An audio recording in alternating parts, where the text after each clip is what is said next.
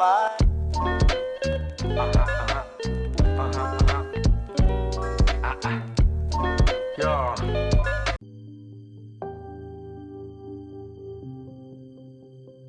Buenas tardes a todos y a todas. Les damos la bienvenida a la sesión del día de hoy, que tiene como título Mecanismos de Participación, y pues es una sesión muy especial para nosotros como equipo de la cátedra y para, digamos, el grupo en general.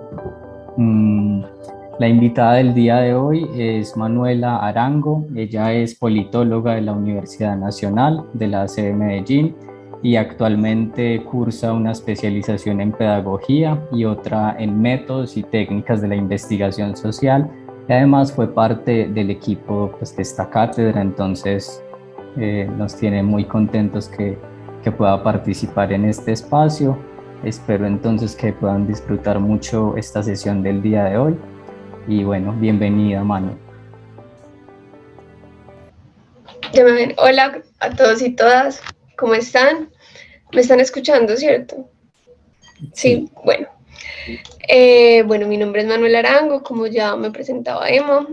Soy politóloga, fui parte del equipo de la cátedra, entonces estoy muy contenta y a la vez muy nerviosa de esto porque es como volver a casa, y volver a casa luego mucho tiempo siempre da susto, entonces espero me comprendan en la emoción y en los nervios que de pronto tenga acá. También estoy muy contenta de que esta sea pues como la temática a la que me invitan a hablar, porque siento que esto es como un punto de inflexión en el tratamiento de los temas cuando estamos en la cátedra, y es que a partir de este tema creo que el énfasis que se da para podernos activar como estudiantes, como sujetos políticos estudiantes, es muy importante pues como en la determinación de los rumbos en los que uno cree que participa, pues como en la calidad que uno tiene al estar en una universidad pública, pero sobre todo pues como comprendiendo de manera amplia qué significa participar. Entonces, bueno, la idea es que hoy hablemos un poco sobre participación y los mecanismos que existen para que ella se dé, pero yo quiero proponerles que esta mirada a la participación intentemos verla en principio de una manera abstracta, porque creo que muy pocas veces nos fijamos en la reflexión sobre la participación y siempre terminamos hablando sobre los mecanismos en términos formales e informales que tenemos en nuestro país, que es algo muy necesario, de lo que también vamos a hablar, pero pues para saber las implicaciones filosóficas, teóricas y prácticas que tiene la participación, es mejor pensarla en un primer momento abstractamente.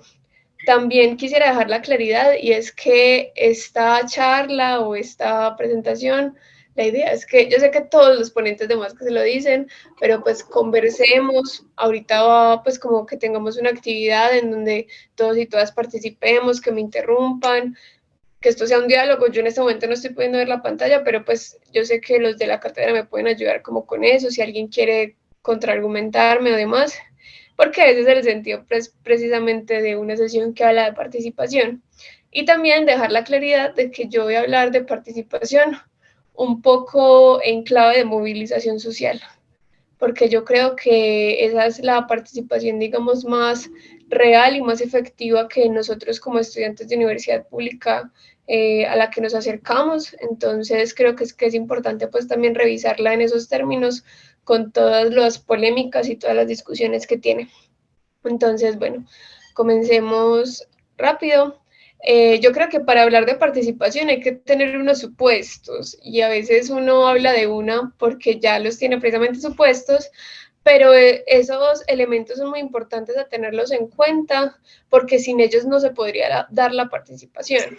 El primero de todos es que la participación sí o sí se tiene que dar dentro de una comunidad. O sea, se participa si estamos conviviendo con otros, si tenemos necesidades y valores comunes, y que esas necesidades y valores comunes puedan entrar en conflicto o en deficiencia. Y en ese sentido, participar siempre va a ser una interacción con los demás. Por eso es muy importante pues concebir la participación dependiendo del marco de comunidad en donde nos situemos, porque eso va a determinar muchos de los alcances, de los mecanismos y de las maneras en las que vamos a participar y que van a proyectar muchas de esas necesidades y de esos valores que nos unen como comunidad. También, para que haya participación, deben haber unos mecanismos, y estos mecanismos son las maneras en las que participamos. Cuando hablamos de manera o de formas o de modos, casi siempre creemos que estamos hablando sobre cómo se presenta, pero en este caso vamos a hablar de esas maneras como una determinación también del contenido de esa participación. Entonces son formas y contenidos de la participación que son acuerdos sociales y que van a determinar qué tipo de sociedad estamos como construyendo y qué tipo de sujeto político se está creando a partir de la participación. Esto pues también como en los términos en los que nos nombramos, porque no es lo mismo nombrarnos como ciudadanos, a nombrarnos como pertenecientes, a nombrarnos como habitantes, a nombrarnos como sujetos o sujetas políticos. Entonces es muy importante los mecanismos porque van a, digamos que a brindar las condiciones en donde nosotros vamos a determinar la manera de tomar las decisiones si vivimos en una sociedad. Y por último, pues es un elemento que yo creo que se supone, pero a veces se invisibiliza, y es que la participación también implica diferencias, disensos y resistencias. Va a ser imposible en un mundo como el nuestro, tan complejo, y no solamente complejo por todos los seres humanos que habemos aquí, sino porque representamos diferentes intereses interseccionales, que todas las decisiones estén de acuerdo a lo que pues, nuestra interseccionalidad y nuestro lugar en el mundo reclama. En ese sentido, cuando tomamos decisiones y cuando somos parte de una comunidad, hay que tener en cuenta que siempre van a haber diferencias en términos de que todos somos diferentes y que tenemos intereses particulares diferentes, disensos pues como en clave de que no todo va a poderse acordar, y precisamente en esos acuerdos, a esos que son difíciles de arreglar, es que la sociedad debe buscar arreglos, y resistencia si es que pues toda acción debe generar una resistencia, no solamente pues como en la ley de Newton, sino que siempre van a haber consecuencias sobre mayorías o minorías y que éstas pueden caer en resistencia.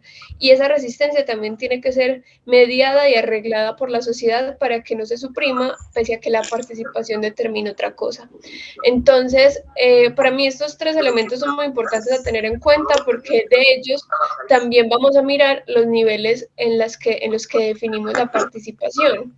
Sí, voy muy rápido, me van diciendo por favor que yo quiero que esto sea como calmado, que lo vamos entendiendo y que no sea como palabras al aire. Entonces, entendiendo estos tres elementos, yo propongo que la participación tiene unos niveles, y esos niveles implican una activación política que pues no siempre se da o no siempre se da de manera consciente. Entonces, la primera definición que tenemos, por ahí hay alguien con el micrófono abierto, si alguien puede ayudarme con eso. Sí, Mariana, Manuela Sosa, por favor, puedes apagar el micrófono. Manuela Sosa, micrófono prendido. Listo, es que me desconcentro, perdón. Entonces, cuando hablamos de participación lo podemos hablar en tres niveles que, como les decía, en mi caso me gustaría presentárselos como una escalación en el nivel de activación política, porque no toda participación es una participación política. Entonces, la primera manera de definirla podríamos decir que es ser parte de. Y ese ser parte de es la simple existencia dentro de una comunidad concreta que puede sí o no pues compartir un mismo espacio, pero que sobre todo comparte códigos y valores comunes en términos de necesidades, un reconocimiento y una función, y en donde pues al haber personas hay relaciones de poder, pero no necesariamente son relaciones de poder que trascienden a lo político. Entonces pensemos un ejemplo para esto. Para mí sería muy potente simplemente pensar en una clase. Yo pertenezco a una clase cuando me inscriben a ella, a un salón de clase del curso tal. Comparto un mismo espacio que puede ser el aula, sea virtual o presencial. comparto unos mismos códigos, serían pues el lenguaje del campo de saber en donde me desempeño, unas necesidades que es aprender ese saber específico de la clase, un reconocimiento como estudiante y una función que es estar presto a que me enseñen y yo aprender. Unas relaciones de poder que se van a ver fijadas pues en el maestro, en su relación con el estudiante, y que pues van a manejarse de manera diferenciada si somos hombres, mujeres, racializados, bla, bla, bla, bla, bla, bla. Esto es la primera forma de la participación, ser parte de, que a mí me chuleen en una lista dentro de una comunidad específica, pero basta con esto para tener una activación política. Yo creo que no.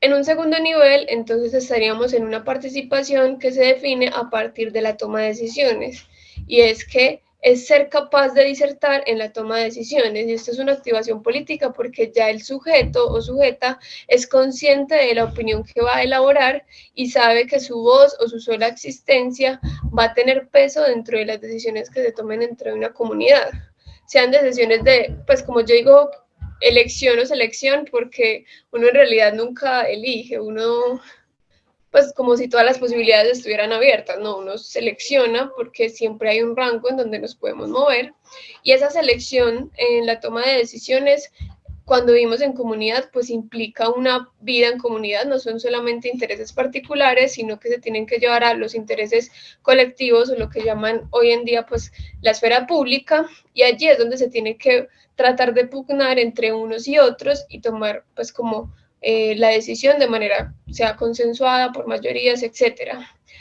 Allí es donde para mí nace la activación política, porque es un tomar parte, ya no solamente ser parte, sino tomar parte de lo que significa la vida en comunidad, y en ese sentido ser responsable, consciente o inconscientemente, de lo que implica mis decisiones para vivir con los demás. Esto en un sentido muy consciente de la política.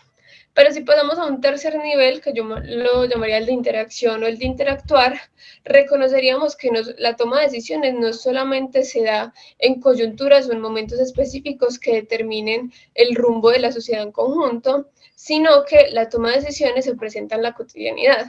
Y no es un único momento, sino que es una elección constante. Hay un término desde el anarquismo que a mí me parece muy valioso, y es la política prefigurativa. Y es que nosotros siempre estamos eligiendo y haciendo la sociedad que queremos ser. Y en ese sentido, consciente o inconsciente, que ya para mí es de activación política, ahí se proyecta una vida en comunidad que se teje desde la cotidianidad. Insisto, ya no es como en la primera parte que es pues que tomo parte de algo, sino que ya hago parte de algo, y es decir, que se teje a través del trabajo, de la cotidianidad, de mi relación con los otros, no solamente de un punto específico que debo tomar para el bienestar de todos y todas, sino incluso en las decisiones personales, cómo pueden propiciar o no un desenvolvimiento de la sociedad, pues como a largo plazo. Entonces sería un primer nivel de ser parte, un segundo nivel de tomar parte, y un tercer nivel de hacer parte.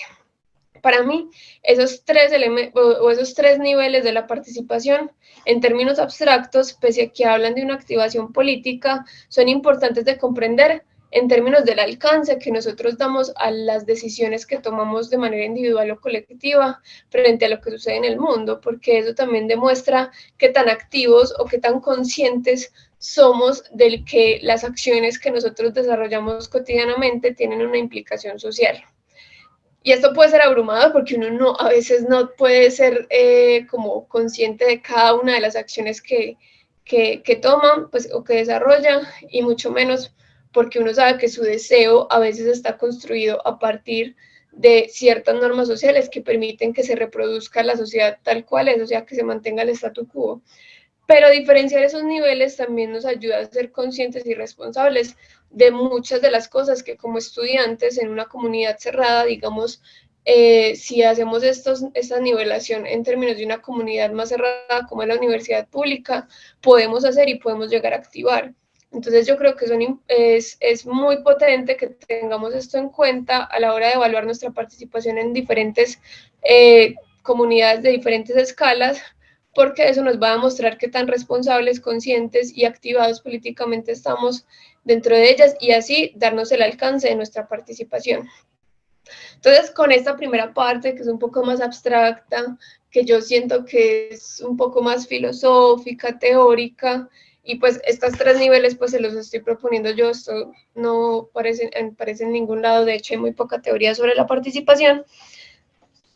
Yo les quisiera proponer una actividad, pues como para que entremos en calor, nos conozcamos y demás, y es que preguntémonos en dónde participamos y en qué nivel participamos, y yo les voy a proponer una comunidad que sería la ciudad de Medellín. No hablemos de la universidad pública, sino que hablemos de la ciudad de Medellín. Entonces, les voy a compartir un Padlet por el chat y les pediría que nos tomemos unos 10 minuticos para que empecemos a llenarlo y así podamos hacer una discusión chiquitica de 5 minutos en donde miremos como los niveles de participación y esa conciencia, responsabilidad y activación que les propongo en esta primera parte. ¿Ya les llegó? Sí, Manu, ahí está en el chat. Listo. Entonces yo los espero. Voy a compartir mejor la pantalla del Padlet.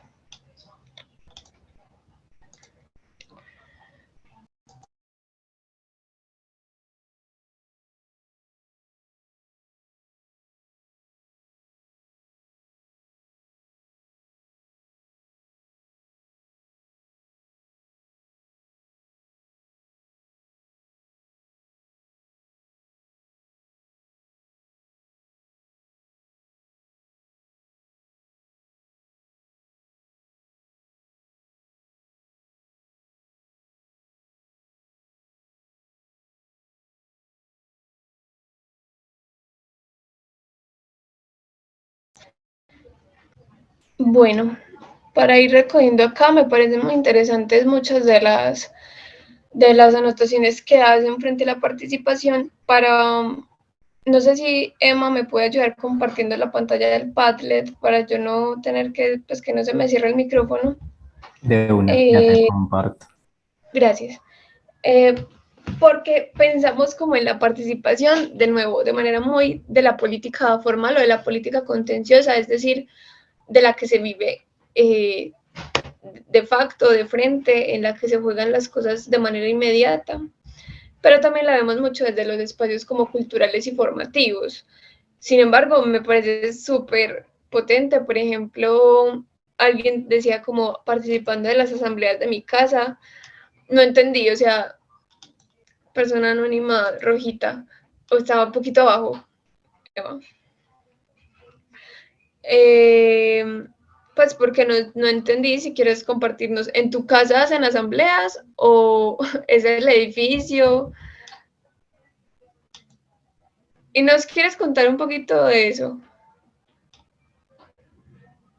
Me parece muy importante. ¿O prefieres no? Hola. Hola. ¿Escuchan? ¿Sí? ¿Bien? Sí. Bueno, me refería a que en mi casa realizamos asambleas todos los meses en las que discutimos, bueno, al principio tenemos como unas reglas estipuladas, entonces como que si están funcionando o no están funcionando, si las estamos acatando todos, ¿no? Sino como organizarlas en cuanto a quien sea, hay que sacar la basura tal día, pero entonces ese día todos tenemos clase, entonces como, bueno, organizar quién puede, quién no, entonces como por eso puse como eso. Entiendo, o sea, tú vives como con otras personas, estudiantes también.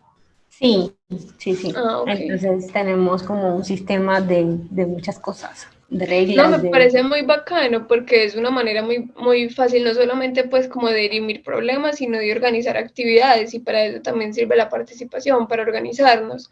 La verdad yo lo pensé como, wow, no hacer una asamblea con los papás, pero también es muy, muy importante en el sentido en el que tú nos lo expones. También veo que muchos hablan de participación en el diálogo, pues como hablando con los demás, discutiendo con ellos diferentes puntos de vista, hay otros como que tratándolos con respeto, pues como de prácticas cotidianas de diálogo que transforman en términos de participación, porque en ella se presenta una discusión o un respeto o no por la diferencia. Y eso también es bacano porque pese a que no es una participación directa, una toma de decisiones directas, sí constituye una política prefigurativa de la que les hablaba ahorita, en donde estoy eligiendo las formas en las que yo creo que debería ser la sociedad, y una opción por el diálogo siempre va a ser como una opción por un tipo de sociedad diferente. Entonces me parece también muy potente. Los demás veo que están como mucho en el tema del uso de espacios públicos y sobre todo pues de los espacios que brinda la universidad. Yo creo firmemente pues que la universidad y sobre todo la universidad pública es una escuela para saber ser ciudadanos, y no solamente ser ciudadanos en el sentido tradicional de la palabra, sino para saber cómo las implicaciones que tiene que un estudiante esté sumergido en una sociedad como la que tenemos hoy, con tantas injusticias, y hacia allá encaminar nuestra opción pues profesional o nuestra opción personal. Entonces, me parece muy bacano. No sé si alguien tiene alguna reflexión frente a lo que aparece acá. Me parece pues loable, y quien Angélica, de Argelia, Antioquia, y en los procesos de defensa del agua, me parece muy, muy, muy teso que estés participando de esto. Y aquí es importante pues también dar visibilidad a esos procesos que cada uno tiene también de movilización social. Entonces, si alguien quiere comentarnos algo de manera, pues, por el micrófono, o si quiere hacer una reflexión sobre esto aquí, bienvenido o bienvenida, y si no, pues podemos seguir.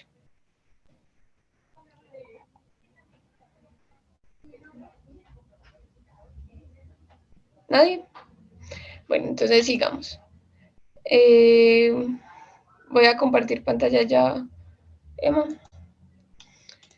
Entonces, volviendo entonces a estas maneras en las que entendíamos la participación, podemos hacer como un encuadre y decir que la participación es la manera en la que, a partir de un reconocimiento de los demás, se hace parte de una comunidad con necesidades y valores específicos. Esto es una definición supremamente abstracta, pero creo que puede recoger los niveles en los que dijimos que se podía participar, y sobre todo, que a mí me parece muy importante como recalcar el tema del reconocimiento, porque sin este, pues no es posible concebirse como un sujeto dentro de la sociedad.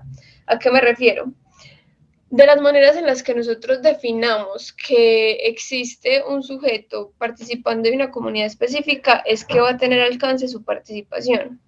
Entonces, si nosotros comprendemos, por ejemplo, volviendo a lo de la universidad pública, que los estudiantes son parte de la universidad pública, entonces hay un reconocimiento de que existe el estatuto de estudiante, es decir, existe un ser que es estudiante, pero a ese ser estudiante lo definimos solo como persona que ingresa a la universidad para aprender temas de su profesión y ser un profesional. Ya. Estaríamos limitando la definición de estudiante, porque diríamos que entonces la universidad no es un espacio de socialización, entonces la universidad no debería propiciar espacios de socialización, no es para la formación integral, entonces desconoceríamos que también se pueden aprender otras cosas más allá de la profesión. Desconoceríamos también que existen conflictos que pueden tener los universitarios en términos de su aprendizaje, entonces no existirían mecanismos para poder resolver eso. Entonces, entre más nos ciñan la definición de ese sujeto que participa en una comunidad, es decir, el reconocimiento que se le da, más constreñido es el alcance que tiene pues esta participación dentro de esa comunidad. Y por eso es muy importante, y por eso nació esta cátedra, saber cómo la universidad nos está definiendo a nosotros. Por eso, cuando hayan reformas al estatuto estudiantil o reformas a diferentes disposiciones que tiene la universidad, es importante fijarnos en cómo nos están definiendo y el alcance que están dando a nuestra participación, porque de eso depende pues nuestra vida en comunidad en la universidad. pasando pues de esta definición abstracta, entonces para darle un sentido ya explícitamente político a la participación tiene una connotación que decide sobre el rumbo del tratamiento de una conflictividad. Y ese tipo de participación que habla del tratamiento de una conflictividad es una participación política. Y aquí voy con una definición otra vez un poco abstracta.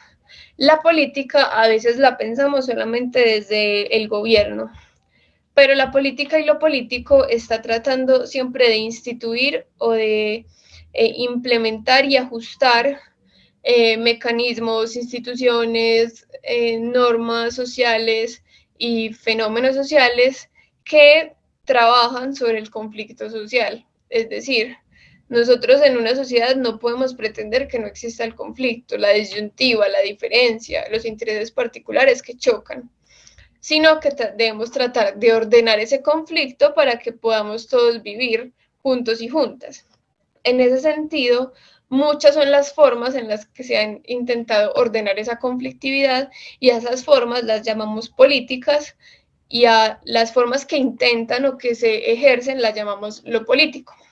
Entonces, dentro de esas distintas formas, desde la época moderna hemos optado por llamar a esa conflictividad una relación entre sociedad civil y Estado. Y la participación política es la relación más explícita que existe dentro de esa relación sociedad civil-Estado. Es como la forma más directa que nosotros tenemos para entender esa relación. Esa relación nosotros siempre pues, nos inventamos, digámoslo así, esas palabras y esas instituciones para poder comprender un poco mejor qué es lo que pasa cuando tenemos alguien que nos gobierna o alguien que decide en el derecho, en las leyes y en la política, y quienes están eligiendo que sea esa persona o esas instituciones o esos intereses que decidan eso. A ver si me hago entender. Voy a intentar hacerlo un poco más despacio. Hay una figura que es la que ordena esa conflictividad y esa figura se le llama Estado y tiene el poder sobre la política y sobre el derecho. Y hay otra figura que llamamos sociedad civil, quien legitima, avala y a la misma vez está en contravía de lo que es el Estado y que siempre están en tensión, pugna, sea para bien o para mal. A esa relación sociedad civil-Estado la hemos tramitado desde diferentes perspectivas. Si no se entiende, por favor, díganme lo que yo puedo ir un poquito más despacio y tratar de definir mejor las cosas. Pero a una de las primeras formas en las que entendimos esa relación la llamamos como el Leviatán, que es desde la teoría política y desde la filosofía política moderna, la manera en la que nosotros como humanos socialmente mediados comprendimos que no íbamos a poder con el estado de naturaleza que teníamos, y era que nosotros nos matábamos entre todos para poder satisfacer nuestras necesidades y necesitábamos de alguien, una figura que nos reglara. Esa figura tenía el poder sobre la muerte de todos y todas, y en tanto puede decir quién muere, pues también puede decir quién vive.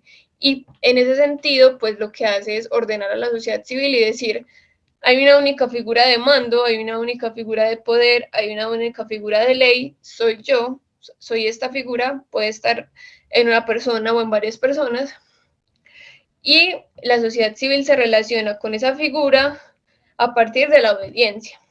Esa fue la primera manera en la que entendimos que se daba esa relación. Y cuando nosotros entendemos esa relación desde la obediencia, pues la participación queda muy restringida a la hora de hacer exigencias o reclamos o comentarios pues a la figura del Estado. Luego, también de esa época moderna, alguien dijo, bueno, no, tampoco es tan horrible la cosa entre los humanos, no es que necesitáramos a alguien para que no nos matáramos entre todos, sino más bien que nosotros todos queremos el bien de todos, que a veces no sabemos cómo llevarlo a cabo.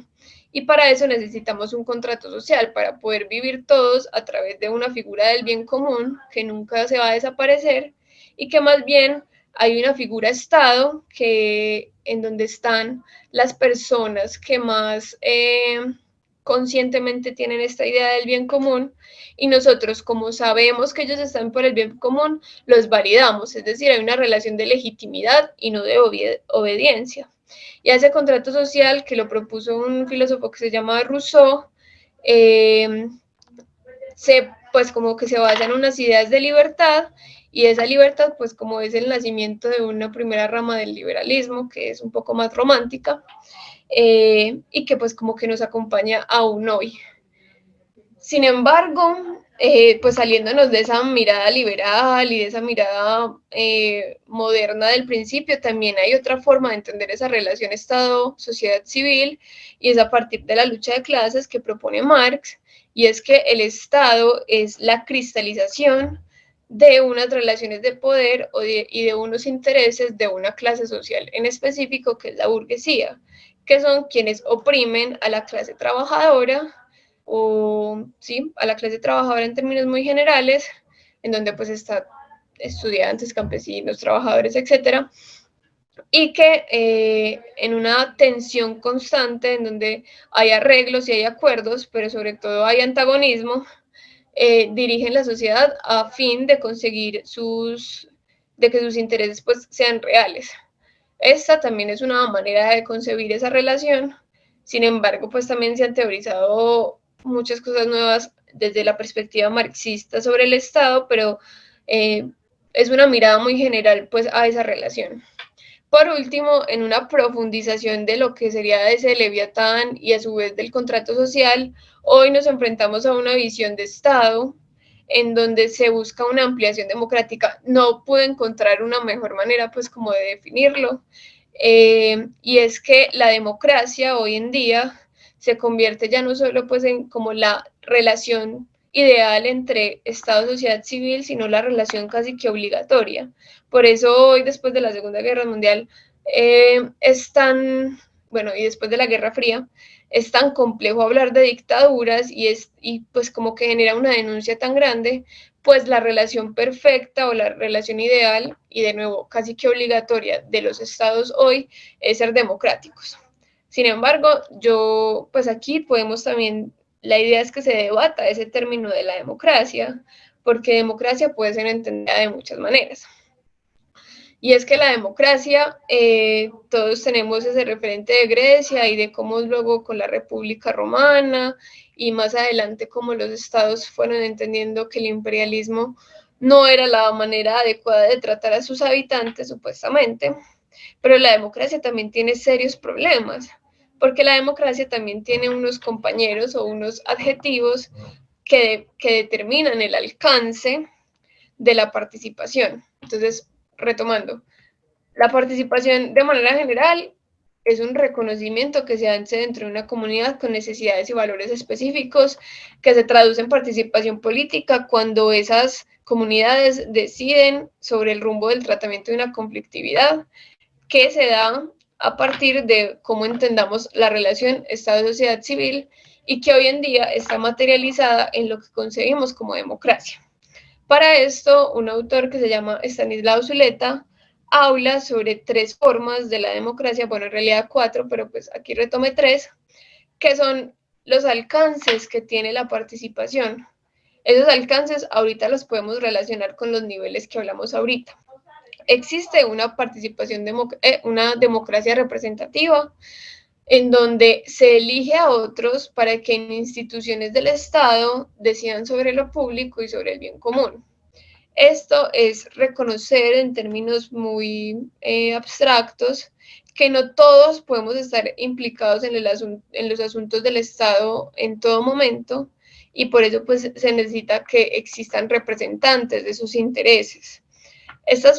Este tipo de democracia es una democracia partidista, en donde los partidos políticos, las organizaciones, movimientos sociales y demás, pues buscan ser los representantes, y pues a conveniencia o en convenio, pues aceptan unas normas de juego para eso, y termina siendo pues una reducción de la democracia a los términos electorales.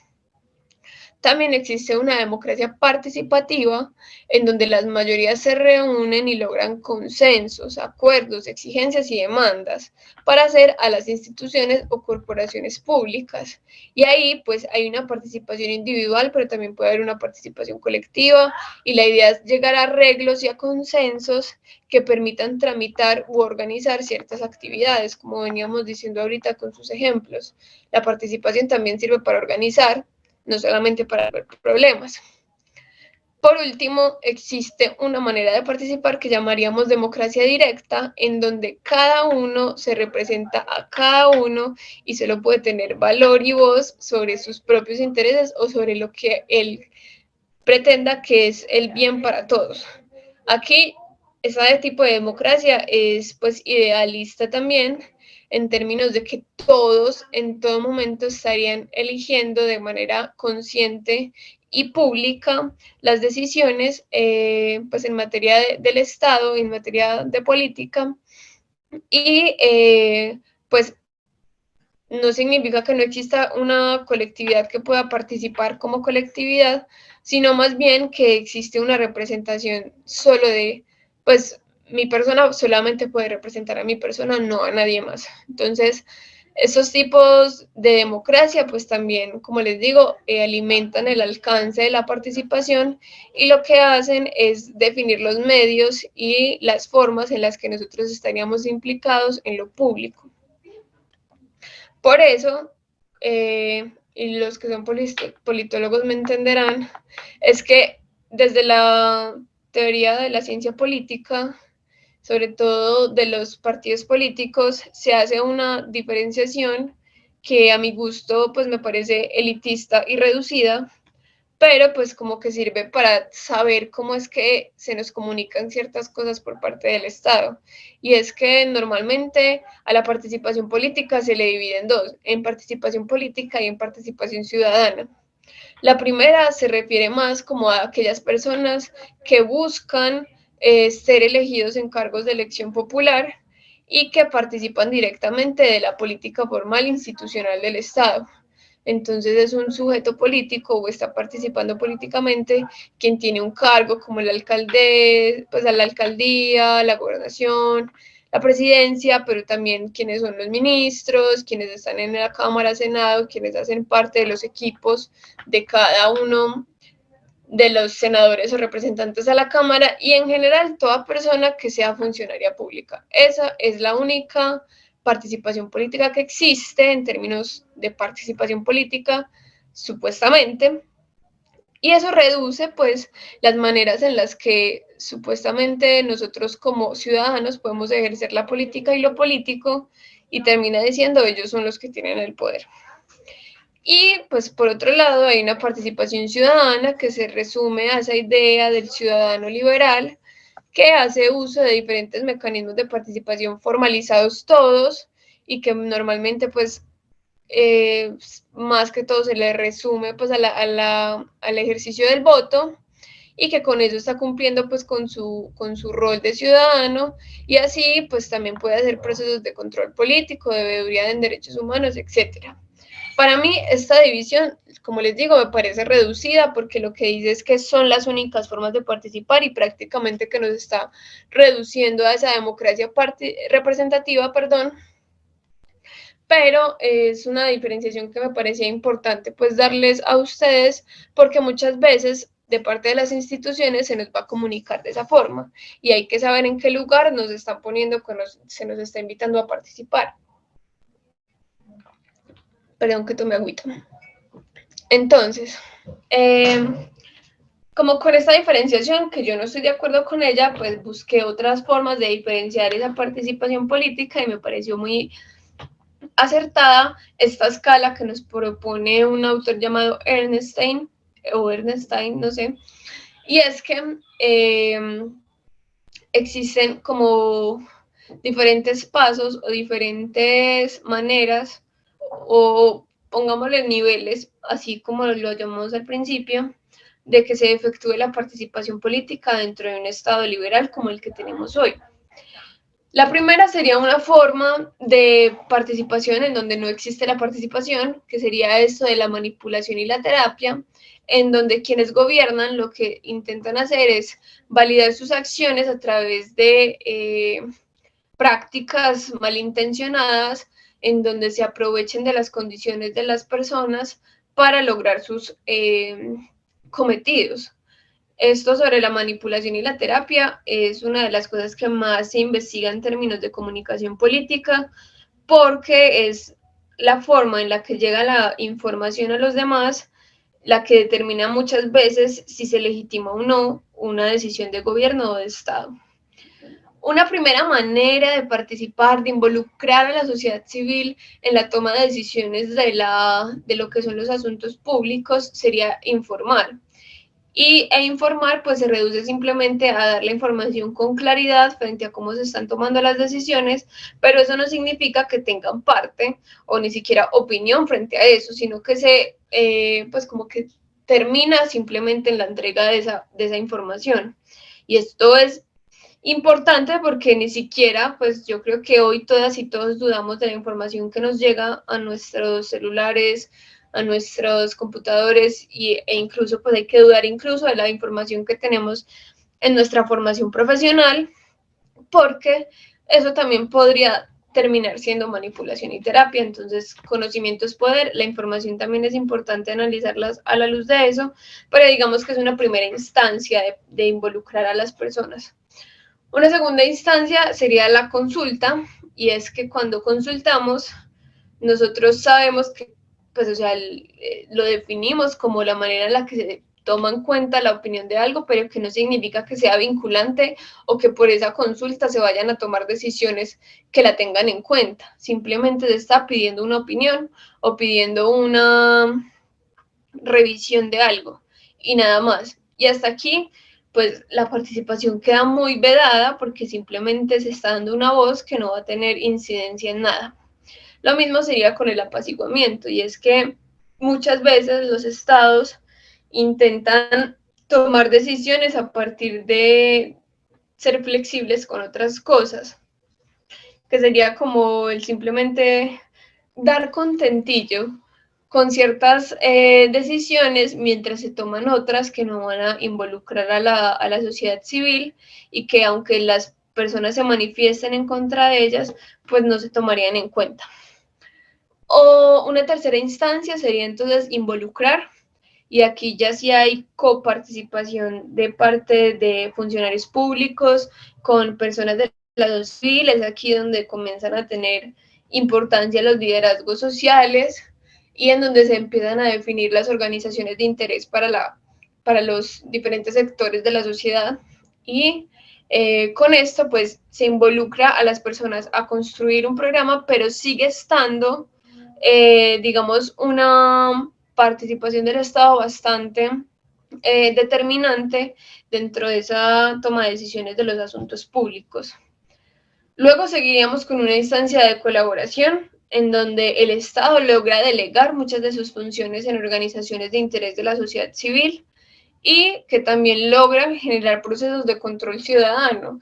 Y es que las veedurías, los órganos de control, los colectivos de derechos humanos están en este punto de colaborar, y es que están verificando que las cosas no solamente se tomen de una manera adecuada, sino que se implementen de manera adecuada, porque la toma de decisiones creemos que simplemente está en que un organismo determine una cosa, sino que tiene que verse reflejada en su ejecución.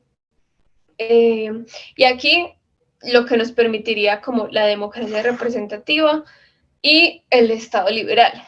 Una última instancia, que es el de apoderar, o como lo llamamos hoy, empoderar, sería dar las facultades, capacidades y habilidades a las comunidades y liderazgos sociales para que sean ellas quienes autodeterminen el rumbo de sus comunidades. Esto siempre casi aplica pues para los ámbitos locales, pero este último escaño es donde se ve la activación política muy profundamente y donde además se permite pues como se ejerce la libertad de manera tan autodeterminativa que lo que logra es que los sujetos todos de esa comunidad sean conscientes de la forma de participación a la que están pues como eligiendo.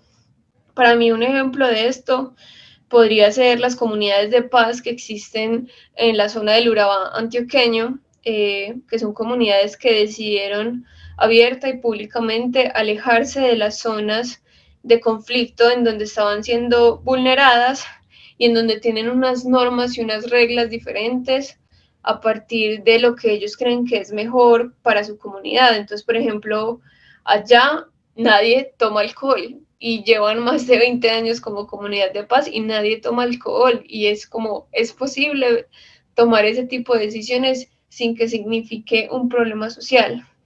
Me parece un muy buen ejemplo, y me parece que estas maneras de conocer las instancias de la participación dentro de un Estado en las condiciones como las tenemos hoy son mucho mejores que simplemente decir participación política y participación ciudadana. Bueno, entonces ya que llegamos como a estas formas y que estamos viendo ejemplos de Colombia, hablemos un poco de Colombia y comencemos diciendo primero que para poder participar políticamente lo primero que tiene que haber es un reconocimiento de los derechos políticos en Colombia. ¿Cuáles son los derechos políticos que tenemos hoy? Según el artículo 41 de la Constitución, estos son los derechos políticos que tenemos: elegir y ser elegido, tomar parte en elecciones, plebiscitos, referendos, consultas populares y otras formas de participación democrática, construir partidos, movimientos, agrupaciones sin limitación alguna, revocar el mandato de los elegidos en los casos y en las formas que establezca la Constitución y la ley, tener iniciativa en las corporaciones públicas, interponer acciones públicas en defensa de la Constitución y acceder al desempeño de funciones y cargos públicos, bueno, con unas excepciones. ¿Esto cómo se traduce? Pues lo que de nuevo miramos es que aquí los derechos políticos se entiendan desde una perspectiva de la democracia representativa y de los mecanismos de participación que nos ofrece la Constitución. Es reducido, es, digamos, controlado, y esas son las formas en las que políticamente, supuestamente, nos activamos en Colombia. Es muy importante tener en cuenta que esta parte de construir partidos, movimientos sociales y agrupaciones políticas parte de la libertad de conciencia y parte de la libertad de locomoción, porque es a partir de este derecho político que la defensa de las organizaciones sociales se hace, y que se hace a partir de los derechos fundamentales, como les dije, de la libre conciencia y de la libre locomoción, porque es a ellos a los que principalmente se les persigue. Y pues pese a que es un derecho, pues no se cumple. Además, son unos derechos que ya están definidos de manera limitada en una democracia representativa y que además se vulneran. Entonces, como para que lo tengamos en cuenta. Entonces, luego de esta definición de los derechos políticos, hay que entender pues que eso significa unos modos de participar. Pensémoslo como en los 3 elementos que hablamos al principio. Vamos a ser parte de una comunidad y esa comunidad es Colombia. Y establecemos unas reglas de juego que son los mecanismos. Para establecer esas reglas de juego, lo primero que tenemos que tener es un reconocimiento. Y el reconocimiento se da a partir de estas 7 indicaciones que nos indican los derechos políticos. Pero esas 7 indicaciones se traducen entonces en unos mecanismos, unas formas, unos espacios que tenemos para participar. Desde la participación formal, la Constitución en el artículo 103 define el voto, el plebiscito, el referendo, la consulta popular, el cabildo abierto, la iniciativa legislativa y la revocatoria de mandato. Vamos paso por paso. El voto casi siempre es cuando hay época electoral, y en ese sentido, pues se da en unos periodos de tiempo muy específicos. Además, lo que intenta como representar es que las mayorías están eligiendo eso, y las mayorías siempre son el mayor porcentaje de votos. O sea, ni siquiera es como la mayoría real que habita un país, sino las mayorías que logran ir a votar. Espérenme un segundo, yo tomo agua. El plebiscito es otro mecanismo, pues que ya muchos y muchas conocimos, o espero que lo hayamos conocido y que hayamos pasado la tusa juntos. si fue una tusa pues para ustedes. Y es cuando una autoridad pública convoca a la ciudadanía para tomar una decisión en términos del rumbo constitucional, legislativo o del cumplimiento de los derechos pues en un territorio. Entonces, este mecanismo solamente puede ser convocado por una autoridad pública, casi siempre la presidencia.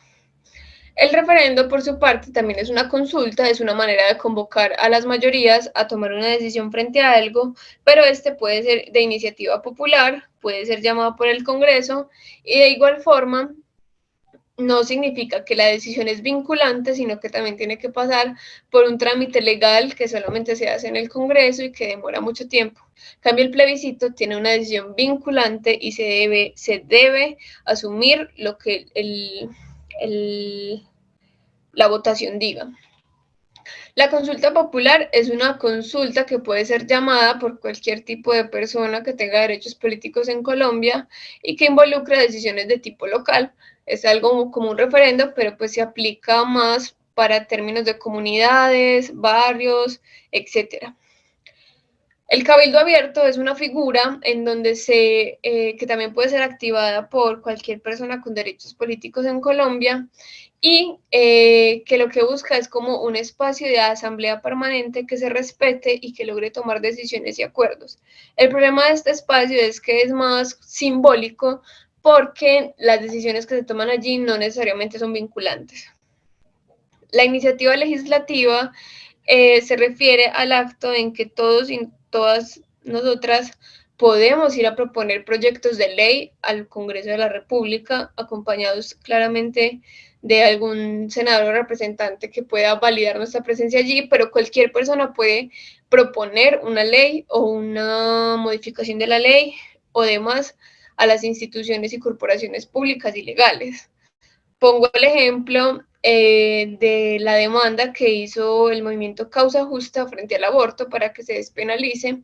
Eso es una iniciativa legislativa, pues busca legislar o modificar una legislación sobre cierta ley o norma constitucional.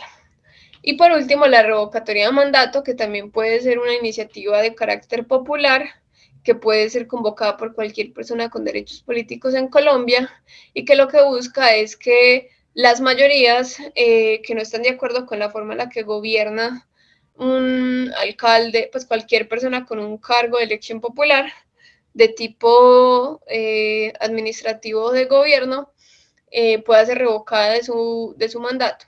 Aquí en Colombia solo han habido 2 casos exitosos de este mecanismo. Es muy difícil porque tiene unos trámites supremamente engorrosos, pero pues está como mecanismo. Al margen de estos mecanismos formales que miren que sigue reproduciendo esa democracia representativa, que cuando propone una democracia participativa pues muestra que no son vinculantes del todo y antes intenta poner más vericuetos en términos burocráticos y de normas para que no llegue a un fin concreto. Tenemos participación en términos informales que están representadas para mí en la Asamblea Ciudadana y en la movilización social. La Asamblea Ciudadana y la movilización social pueden estar en un gran marco que llamamos acción colectiva. La acción colectiva es definida como todo ese tipo de acciones de exigibilidad y profundización en derechos que hace la sociedad civil al Estado y que se representa a través de diferentes espacios y modos de participar, como lo dije ya, la asamblea, la movilización, lo que con las marchas, plantones, paros, etc. Y aquí les puse algo, por eso está en otro color, para que no lo vayan a entender, por favor, no lo vayan a entender como participación informal, pero es importante que hablemos de esto, porque así como hay derechos políticos, hay delitos políticos. Y esos delitos políticos se entienden como las acciones que intentan fragmentar o eliminar ese tipo de relación que tenemos Estado, sociedad civil, y que ponen en riesgo como ese pacto o esa relación. Los delitos políticos, deben ser tratados de manera diferencial dentro del sistema penal o del sistema judicial, porque no es un delito cualquiera, sino que es un delito que interroga al Estado. Pues lo interroga violentamente o no, pero es un delito que está poniendo en cuestión ese contrato social que tenemos. Entonces no se le puede,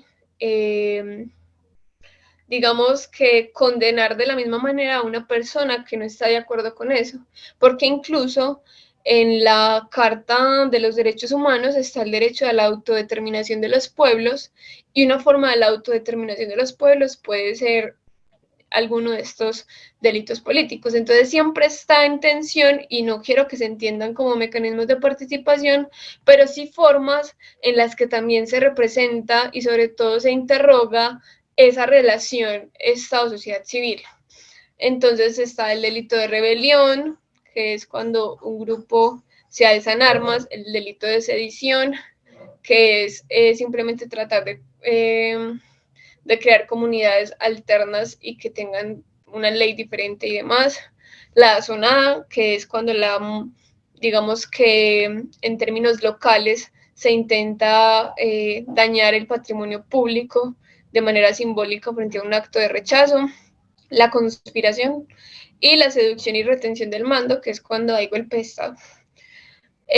Todos estos delitos son agravados si usted es funcionario público. O sea, si usted es funcionario público y se rebela, le pueden poner hasta 2 o 3 veces más de la condena que normalmente se da. Pero entender estos delitos políticos también nos ayuda a comprender de manera mucho más compleja, tal vez, o incluso más profunda, qué es lo que pasa hoy en día con el término de la participación en el marco de los acuerdos de paz, o en el marco pues, de este ciclo paz-violencia que tenemos en Colombia. Y es que la rebelión, la sedición, la zona de la conspiración, la seducción y retención del mando, también pueden ser la expresión de un cerramiento o de que los mecanismos que tenemos hoy en día no son los suficientes para lograr los cambios que algunas personas vulnerables, desfavorecidas, requieren. Y esto pues se termina traduciendo en que llega un momento de desesperación en que se interroga, listo, si esta relación social entre Estado y sociedad civil no está respondiendo a mis necesidades, ni me brinda mecanismos para yo poderlos exigir, ¿cómo lograr, pues como de manera más contundente hacerlo? Esto puede ser, aquí pongo pues como en hipótesis y no lo voy a afirmar ni lo voy a negar, sino que pues se los dejo a ustedes para que se interroguen, pues como una de las posibles causas de tantas que existen frente a la existencia de grupos armados guerrilleros, y que, por ejemplo, países como, no sé, Uruguay, que lograron llevar a cabo un proceso de paz que sí logró crear una institucionalidad diferente para atender a las demandas sociales, pues como sea un país medianamente democrático hoy. Tristemente, en diferencia a lo que pasó o lo que está pasando hoy en Nicaragua, que luego de un proceso tan fuerte de movilización social y de acción armada del sandinismo, pues hoy cae en un cerramiento también de esos mecanismos de participación. Entonces yo quiero como que entiendan que estos delitos políticos tienen mucho que ver con las formas en las que tradicionalmente hemos participado o se nos ha dicho que se puede participar y en las que posiblemente se abren. ¿Por qué? Porque no sé si recuerdan, o bueno, no tienen por qué recordarlo, pero hay un punto de los acuerdos de paz que es el de participación política, es el número 2, y allí, o sea, es increíble que un grupo guerrillero le tenga que decir al Estado, hey, hagamos un estatuto de participación en Colombia, pues una ley importante sobre participación en Colombia, que incluso la Constitución misma dice que deberíamos tener ya. O sea, ese grupo armado no le está diciendo al Estado que haga otra cosa más que lo que ya supuestamente dijo en la Constitución que iba a hacer. Entonces, me parece muy importante como leerlo a la luz de eso, y me parecería también importante que ustedes lo analicen en próximas ocasiones. Pero bueno, volviendo a la participación informal, que sería la acción colectiva, esas acciones que nos reúnen para exigir y profundizar derechos, hoy existe en muchos de los movimientos sociales que son quienes agencian esta, digamos, acción colectiva de manera mucho más constante. Existe una polémica entre activismo y militancia. Activismo entendido solamente como esas formas coyunturales en las que las personas se reconocen como sujetos o sujetas políticos y que además pues apoyan y movilizan otras, pues como una causa, la sostienen. Suele estar caracterizado por mucha emocionalidad, por mucho afecto, por mucha rabia también, versus una militancia que implica una decisión consciente y permanente, bueno, permanente no, por lo menos larga en el tiempo, que define una opción política específica y que la defiende, se supone que dentro de sus acciones cotidianas y de sus acciones políticas. Esto pues no pasa mucho, pero se supone. Entonces, hoy en día, quienes agencian esa acción colectiva contenciosa, es decir, de la política ya, que buscan exigir derechos y que buscan profundizar derechos, están en esa polémica porque muchas veces lo que vemos como grandes oleadas de movilización social son más bien grandes oleadas de activismo social. Y es que nosotros siempre nos hemos preguntado como universitario, pues como estudiantes de universidad pública, si con que exista consignado el derecho a la educación basta.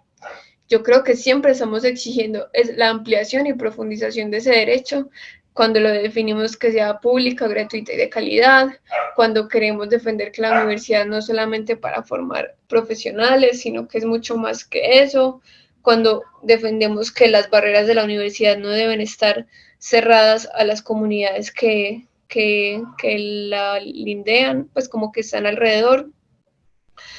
Entonces, ¿cómo lograr que esa profundización de derechos se mantenga sin la obligación de que una persona esté comprometida conscientemente con una opción política? Esto es como en serio es una polémica importante porque muchas veces termina yéndose para un lado o para el otro. Y es que el activismo tiene que saber encenderse, pero así como se enciende, se apaga y además puede caer en términos de la manipulación. Mientras que la militancia, como una opción de vida, porque es una opción de vida, tiene implicaciones que no se le pueden obligar al resto de la sociedad y que posiblemente tiene unas épocas en donde es mucho más fuerte y en donde es mucho más tranquila, pero siempre tiene implicaciones para la persona que toma la decisión. Entonces, por lo menos para mí, esta polémica debe como tramitarse de la manera más sana posible en términos de no invadir la libertad de los otros, pero también de reconocer que lo que hablamos ahorita, que hay una política prefigurativa que estamos eligiendo constantemente. Y es que el activismo también es muy importante, porque donde todos fuéramos militantes, seríamos una sociedad que solo puede ser política y sería una sociedad muy conflictiva y además muy aburrida, porque pues lesionaría las otras dimensiones del ser humano.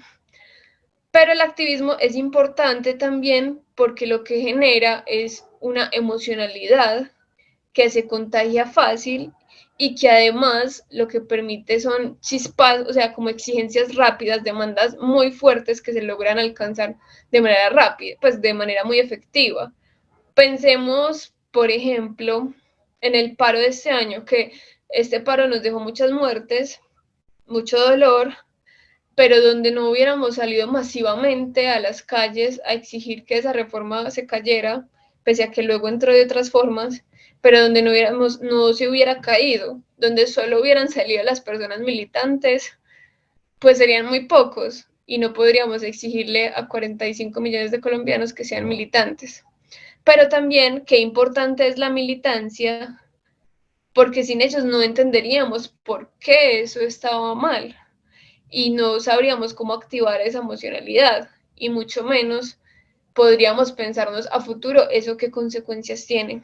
Entonces, creo que es una polémica con la que les quiero dejar y con la que creo que muchos van a sentirse identificados, porque yo siento que la participación va cuando entendemos que los mecanismos formales son cerrados y no los estoy y no estoy diciendo que no participen de esas formas, pero cuando entendemos que esos no alcanzan y nos vamos por, por una movilización social o por la puesta de una acción colectiva, debemos entender también en qué términos vamos a estar ahí de la polémica para también saber el alcance de nuestra participación, la responsabilidad que tenemos en ello y también pues la responsabilidad que tenemos en esa política prefigurativa de construir un país diferente.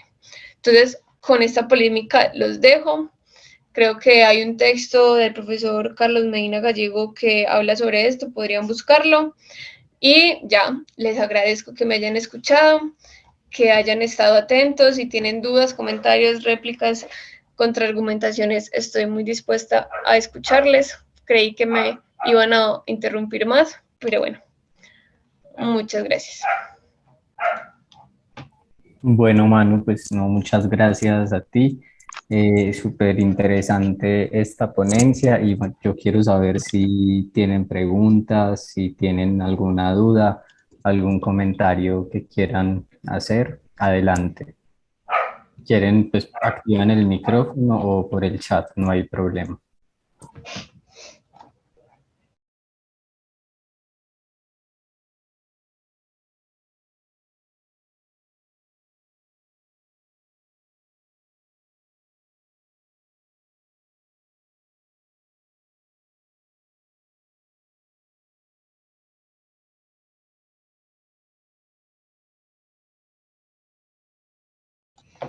Regáñenme, diga que no les gustó o que sí, lo que sea.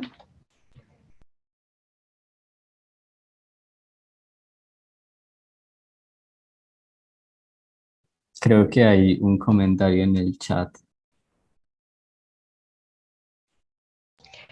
Bueno, quisiera preguntarte por qué en tu pregunta defines la protesta como un privilegio, en principio, para poderte responder.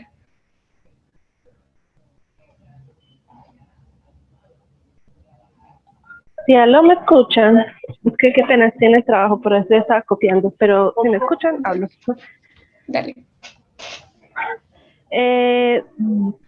Porque es un privilegio.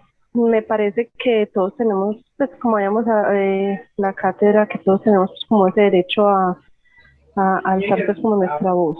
Pero lo digo en el sentido de que, o sea, la historia de Colombia, con todo esto de los grupos armados y toda esta violencia que ha vivido, digo yo que nos ha quitado como ese derecho a protestar libremente, ¿sí me entiende? Entonces, más bien, exacto, entonces lo defines mejor como un derecho, no como un privilegio, ¿cierto? Porque tal vez, porque, sí, el privilegio, porque tal vez quienes están privilegiados no protestan, ¿cierto? Entonces, bueno, de ahí te puedo como... Pero de pronto si uno se pone pues como a analizar muy profundamente, también uno puede decir, bueno, sí, hay unos que tienen privilegios, otros no. Por ejemplo, en los pueblos que son tan pequeños y que son tan controlados pues por ciertos grupos, dicen, bueno, no, el que salga a marchar o algo sabe que lo van a matar. Entonces capaz que alguno pensará que nosotros los de las ciudades tenemos más privilegios pues en ese sentido. Pero ya es otro tema. Razón. Pero mi punto central es ese. A mí me parece que los grupos armados en su lucha buena, mala, si se transformaron ya, si cambiaron, nos quitaron como ese derecho a protestar libremente, porque ya cualquiera que salga a marchar, sea cual sea la situación, ya te tachan de guerrillero, de no sé qué. Ustedes saben pues como la historia. Entonces, ¿qué piensa usted? O sea, tendríamos que tener un cambio cultural para que de pronto esta palabra participación ciudadana en verdad la podamos decir, pues, o sea, aplicar todos, o como digo, aplicar no, ¿cómo se dice? O sea, que todo el mundo tenga interés en hacer ese tipo de cosas sin tener el miedo de que los tachen o los pongan en un tipo de situación de riesgo, que piensen que los va a poner en un tipo de situación de riesgo. Esa es como mi pregunta. Entiendo, y es muy pertinente y es muy actual tu pregunta, pero yo quisiera que la miráramos, pues como que entendamos el punto de vista un poco al revés. Volquémoslo un poco, porque aquí estamos diciendo, o tu pregunta parte de por qué los grupos armados nos quitaron ese privilegio, que tú llamas privilegio porque también hay una relación entre campo y periferia, en donde posiblemente los que habitamos la ciudad podemos estar en términos muy, entre comillas, más protegidos que quienes están en el campo cuando protestan. Pero a lo que yo voy es que tratemos de mirar a quién, de quién somos el peligro cuando protestamos, ¿cierto? Y en ese sentido, si es a los grupos armados a los que afectamos o si es a el Estado a quien estamos protestando, exigiendo o profundizando los derechos, a quien estamos interpelando. Porque yo creo que más bien es una narrativa y práctica que se ha constituido desde el Estado que ha equiparado la protesta social con la rebelión o todos los delitos políticos, que por eso yo les decía que es muy diferente, pues que no quería que lo entendieran como las mismas cosas, pero precisamente para que no se entendieran como las mismas cosas tenía que definirlos. La protesta social casi siempre está exigiendo o profundizando derechos. La rebelión y todos los demás delitos políticos por los que se conforman los grupos armados, guerrilleros, que son los que están en contra del Estado, pues porque los paramilitares no están en contra del Estado, lo que hacen es interrogar la relación total en donde todos y todas estamos de Estado y sociedad civil. La protesta social, por su lado, entiende que estamos en esa relación social, pero le dice, hey, parce, usted me dijo que yo tenía este derecho, pero no lo veo cumpliéndolo o no lo veo ampliándolo, ¿cierto? Entonces son dos formas diferentes.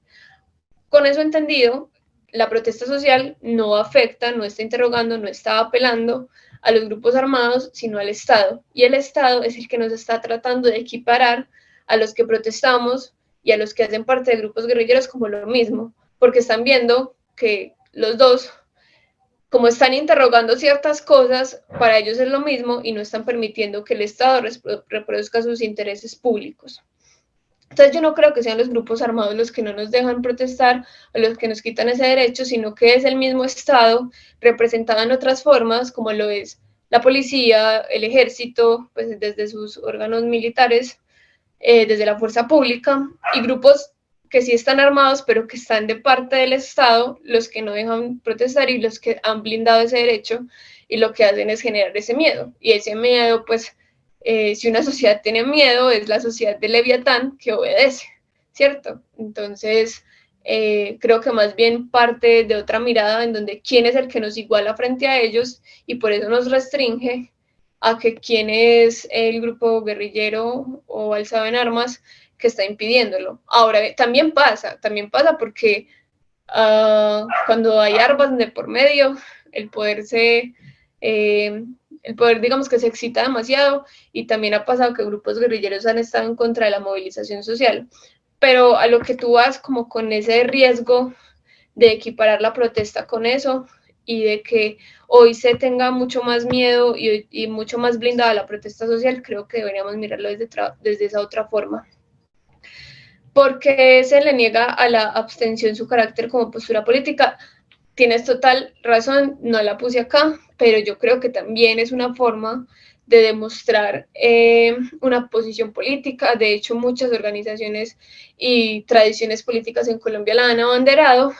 Sin embargo, en términos prácticos o en términos de efectividad, ha sido muy poco pues la acción o la contundencia que esta postura política ha tenido, porque al Estado no le importa si votó solamente el 20%, como les dije, no son las mayorías del país, son las mayorías que fueron a votar, y eso es lo que cuenta pues en los términos muy formales de la institucionalidad.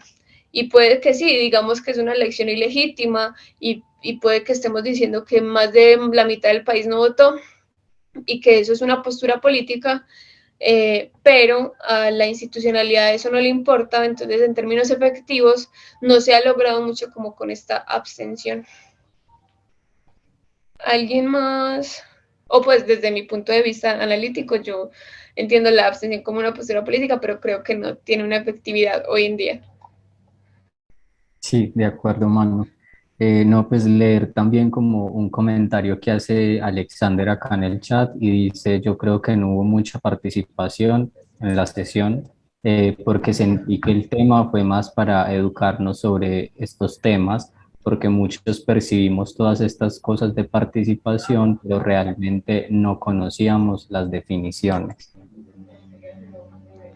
También yo siento que muchas veces vamos a la vida a la berrionda y por eso les decía que para mí era como importante partir de esta definición un poco más abstracta, porque a veces simplemente con existir dentro de con otras personas creemos que estamos participando y a veces tiene muchas más implicaciones. Listo, perfecto. ¿Alguien más tiene alguna pregunta o algún comentario que quiera compartir?